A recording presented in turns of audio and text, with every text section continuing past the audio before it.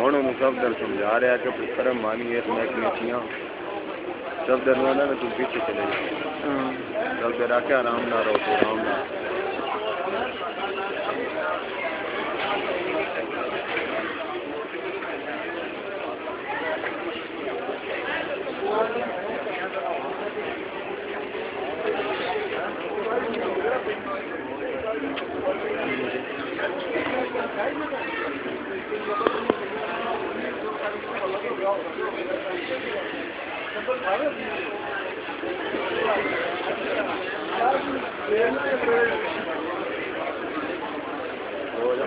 बना दे उन्होंने बनाई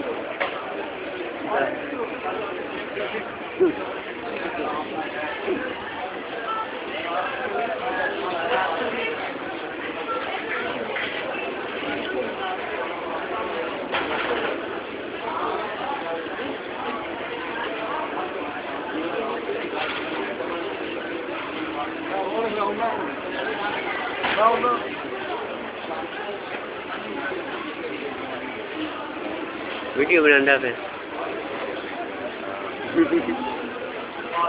की करूं मैं इन्होंने शेक के वीडियो बनाना पे बहस हो रही बहस इन्होंने शेखा है जेड़ा इधर जलील होंगे होते रेंजर आ गया हाँ पर नाल ही गए नहीं